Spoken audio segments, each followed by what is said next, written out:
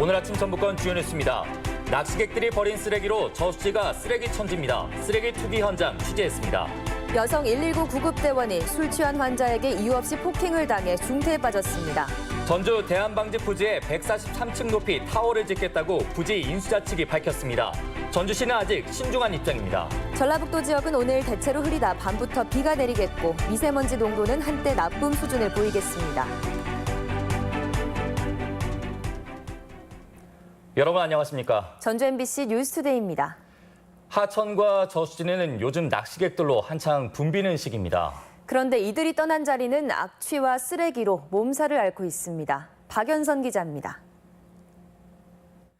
완주 구의저수지입니다. 한가로이 떠있는 낚싯배들과 강태공들이 그려내는 풍경이 무척 평화롭습니다. 하지만 가까이 다가가 보면 저수지 안팎이 하나같이 쓰레기 천지입니다. 캔과 페트병은 물론이고 일회용 도시락과 떡밥통까지 쓰레기장이나 다름없습니다. 낚시꾼들이 버리고 간 것들인데 답답한 건 주민들 뿐입니다. 수박 같은 거 내버리고 가면 벌레 엄청 나와요. 그 속에서 더럽고. 그 치우라면 일거리지 우리도. 기계에 걸리고 낚시줄 같은 것은 끊어지지도 않고. 낚시 발 같은 게 기분하고 찔리고 빼려면. 버려진 쓰레기 상당수는 한 번 쓰고 버리는 일회용품들입니다. 낚시꾼들이 일회용품을 많이 사용하면서 그냥 태워버리고 가기도 하는데요. 이렇게 플라스틱같이 유해물질이 나오는 것들도 무분별하게 처리되고 있습니다. 상황이 이런데도 관리 감독을 해야 할 완주군이나 농어촌 공사 모두 방치하고 있습니다. 쓰레기가 상당하네요. 그거는 지금 농어촌공사에서 관리하는 수리시설인데요. 농어촌공사가 다 관리하게끔 돼 있나요? 예, 그 아마 대부분이 우리 시설 관리 하나하고 관리 한 사람이 우리 그 담당 직원이 한 사람이에요. 예, 그 두 사람이서 청소를 해도 굉장히 역부족이죠. 낚시객들의 무책임한 행동과 기관들의 무관심 속에 저수지와 하천 모두 쓰레기에 신음하고 있습니다. MBC 뉴스 박연선입니다. 119 여성 구급대원이 도로에 쓰러져 있던 취객을 구하려다 오히려 폭행을 당했는데요. 그 뒤로 극심한 스트레스를 호소하다 최근 의식을 잃고 쓰러져 중태에 빠진 사실이 뒤늦게 알려졌습니다. 한범수 기자의 단독 보도입니다. 구급차 안에 누운 40대 남성이 함께 탄 구급대원의 얼굴을 손으로 가격합니다. 당황한 구급대원이 팔을 붙잡아 보지만 이 남성은 끊임없이 시비를 겁니다. 병원에 도착한 뒤엔 바닥에 드러눕고 삿대질을 합니다. 경찰 인지할 거예요. 내가 이게 올라게 이게 어린 놈이야. 지난 2일 48살 윤모 씨는 술에 취해 도로 한복판에 쓰러져 있다가 구조됐습니다. 이 과정에서 함께 출동한 여성 구급대원 51살 A 씨에게도 심한 욕설을 퍼부었고 손으로 머리를 때리기도 했습니다. 제가 이렇게 전화하는 상황에서 이제 그분이 내리셔가지고 갑자기 머리를 이렇게 때리셨거든요. 한 대다섯 대 정도. 그날 이후 건강했던 이 여성 대원은 심한 구토와 경련에 시달렸습니다. 병원에선 극심한 스트레스로 인한 신경 손상으로 진단받았습니다. 대형 병원에서 정밀 검진을 앞두고 있던 A 씨는 지난 24일 갑자기 뇌출혈로 쓰러졌습니다. 긴급 수술을 받은 뒤 지금은 산소호흡기에 의존하는 상태입니다. 똑같은 구급차였죠. 소방본부는 구급대원을 폭행한 윤 씨를 공무집행 방해 등의 혐의로 검찰에 넘겼습니다. 경찰하고 같이 출동해서 주치자가 폭행을 행사할 때 어떤 제지할 수 있는 그런 시스템적인 부분이 좀 마련이 되어야 된다고 생각합니다. 구급대원들이 현장에 출동했다가 폭행당한 사례는 지난 2년 동안 366건에 달합니다. MBC 뉴스 한범수입니다.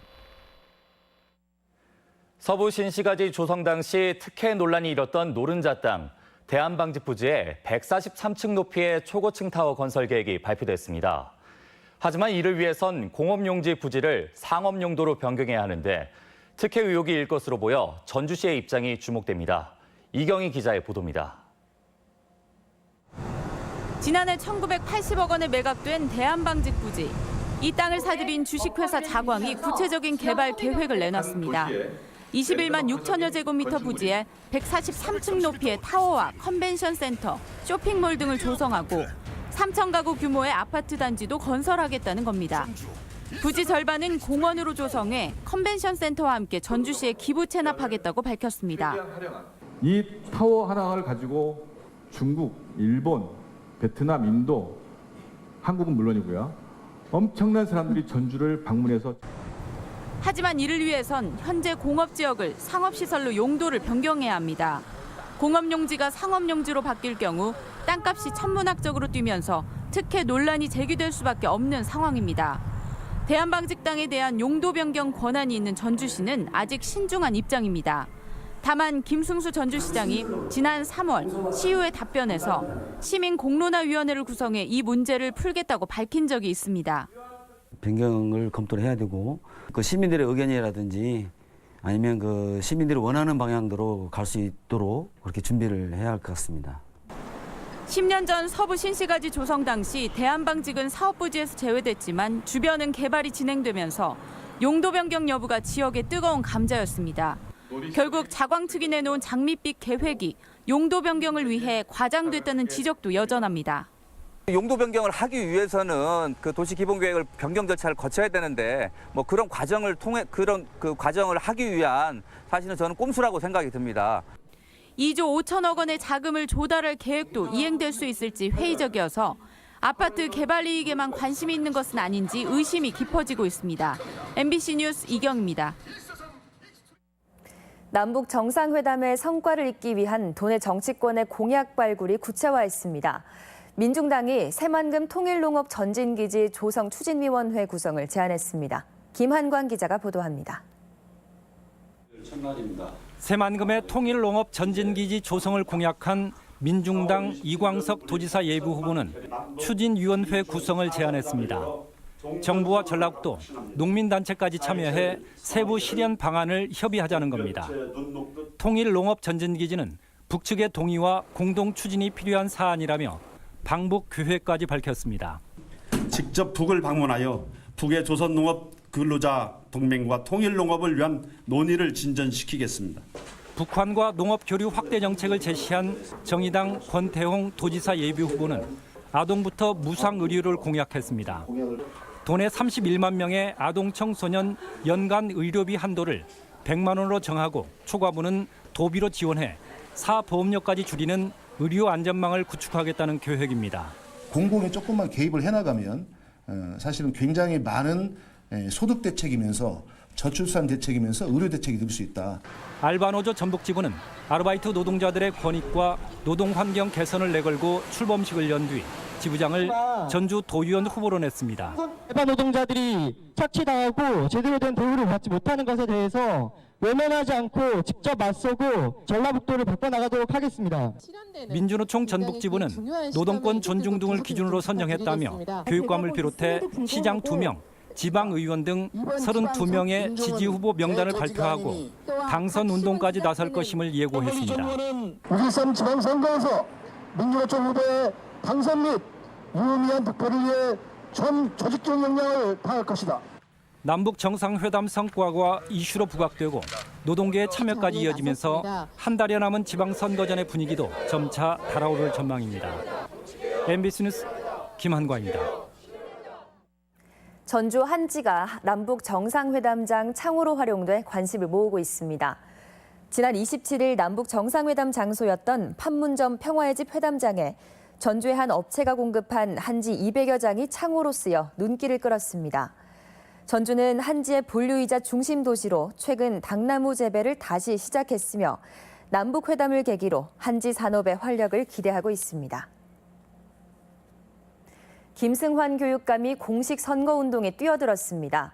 연대와 단일화를 놓고 후보 간의 경쟁은 한층 치열해질 전망입니다.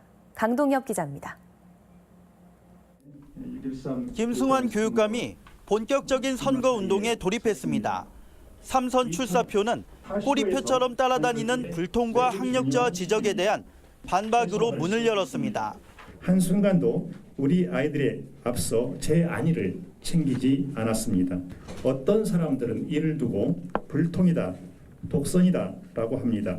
고교 의무교육을 실현하고 수학여행과 교복비를 전액 지원하겠다는 공약도 내놨습니다.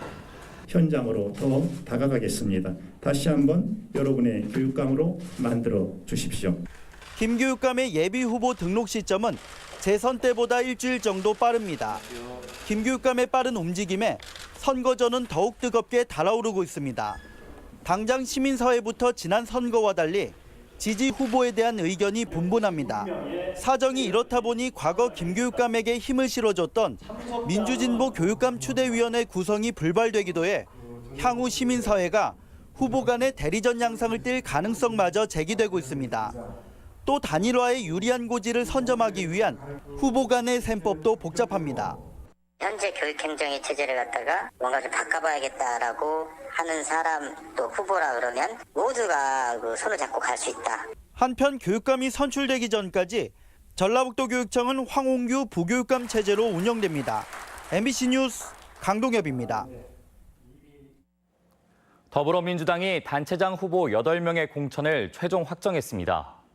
민주당은 어제 당무위원회를 열어 도당 선관위에서 결정한 전주 김승수, 익산 김영배, 남원 이환주, 완주 박성일 등 8개 시군 단체장 후보의 공천을 인준했습니다.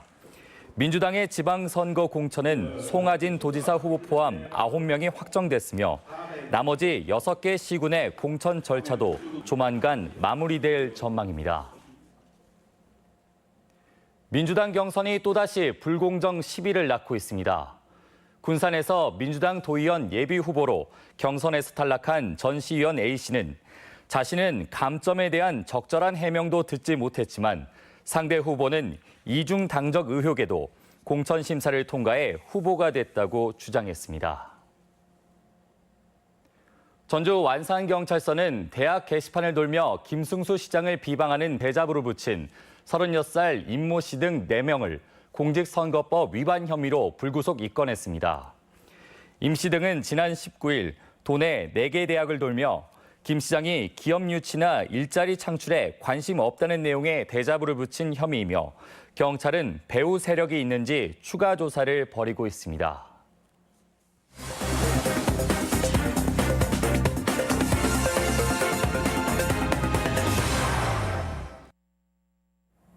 순창군이 오는 10월 사흘간의 일정으로 고추장 민속마을에서 개최하는 장류축제 준비에 한창입니다. 이 밖의 지역 소식 임홍진 기자입니다. 순창군이 포스터와 아이디어 당선작을 발표하는 등 본격적인 장류축제 준비에 들어갔습니다. 고추장의 본고장은 순창이라는 점을 강조한 포스터는 장 담그는 모습으로 정성과 흥겨움을 표현했고 아이디어 부문에서는 추억을 찾아 떠나는 리마인드 수학여행이 선정됐습니다. 남원 한옥 자원활용 야간 상설 공연이 올해는 광안루원을 벗어나 춘향 테마파크로 장소를 옮겨 선보입니다. 춘향가의 탄생 배경에 상상력을 더한 작품 춘향만리는 오는 5일 개막 공연을 시작으로 9월까지 매주 토요일 펼쳐집니다. 이번 공연은 관광객의 만족도를 높이기 위해 소리와 상상력에 기반을 두고 준비했습니다. 시민과 관광객의 잊지 못할 멋진 추억이 될 것입니다. 완주군 어린이 청소년 의회가 활동에 들어갔습니다. 총 58명으로 구성된 어린이 청소년 의회는 아동과 관련된 정책을 제안하거나 심의하는데 통과된 안건들은 완주군과 관계기관에서 선별해 정책에 반영할 계획입니다. 어린이 청소년 의원들의 의견을 적극적으로 반영해 아동들이 행복한 아동 친화도시 완주군이 될 수 있도록 세심하게 노력을 기울이겠습니다. 임실군 청소년 수련원이 청소년 활동의 거점으로 각광받고 있습니다. 임실군에 따르면 푸른 상상 나래 캠프 등 학교단체 숙박형 프로그램 다수를 정부로부터 새롭게 인증받아 총 31개 프로그램을 운영합니다. MBC 뉴스 임홍진입니다. 새만금위원회가 내일 총리 주재로 새만금 현장에서 열립니다. 새만금위원회는 이낙연 국무총리 주재로 내일 새만금 삼삼센터에서 올해 첫 회의를 갖고 새만금 개발공사 설립과 농생명용지 조성, 새만금 활성화 사업 계획을 논의할 예정입니다. 새만금위원회가 총리 주재로 새만금 현장에서 열리는 것은 이번이 처음입니다. 국가안전대진단 결과 도내에서는 1,500건의 위험시설이 지적을 받았습니다. 전라북도는 지난 2월부터 시행된 안전대진단으로 1,539개 시설의 위험 요소를 찾아내 이 가운데 62.5%인 963건은 적절한 조치를 취했다고 밝혔습니다. 또 정밀 진단이 필요한 재난위험 C와 D등급 시설은 11곳이었으며 피난 유도 등과 시각 경보기 연동이 안 된 의료시설 등 236건은 행정처분을 받았습니다. 서남대 폐교 대책의 하나인 공공의료대 건립을 위한 부지 실사가 이뤄집니다. 보건복지부는 이번 주 남원을 방문해 서너 곳의 공공의료대학 건립 대상지를 둘러볼 예정입니다. 복지부는 서남대 캠퍼스를 재활용하거나 남원의료원을 확장하는 방안 또는 남원시가 확보한 시유지를 활용하는 방안을 검토 중입니다. 다음은 우리 지역 행사와 문화 소식입니다. 백제무왕 서동과 선화공주의 사랑 이야기를 그린 뮤지컬 천명이 모레 익산 예술의 전당에서 공연됩니다. 백건우 피아노 리사이틀이 오늘 군산 예술의 전당 대공연장에서 있습니다. 완판본 연구회 회원들의 두 번째 전시회가 오늘부터 13일까지 한국도로공사 수목원에서 열립니다. 아프리카의 팝 아티스트 핸드릭 릴랑가의 작품이 오는 17일까지 한옥마을 내 갤러리 애플에서 전시됩니다. 두 개의 에피소드로 이뤄진 옴니버스 연극 아주 치명적인 두 여자가 전주 한옥마을 아트홀에서 공연되고 있습니다. 부안군은 오늘 백산고등학교에서 제124주년 동학농민혁명 백산봉기대회 기념식을 갖습니다. 사회적 경제 공동 판매장인 생생나눔 이전 기념 행사가 오늘부터 닷새간 전주 종합경기장 인근 매장에서 진행됩니다. 전북 한우 숯불구이 축제가 오는 4일부터 사흘간 정읍 한우 판매장에서 열립니다. 지평선 추억의 보리밭 축제가 4일부터 사흘간 김제시 진봉면 망해사 인근 보리밭에서 열립니다. 전국 어린이 벼룩시장인 병아리떼 쫑쫑쫑이 오는 5일 전주 풍남문 광장에서 열립니다.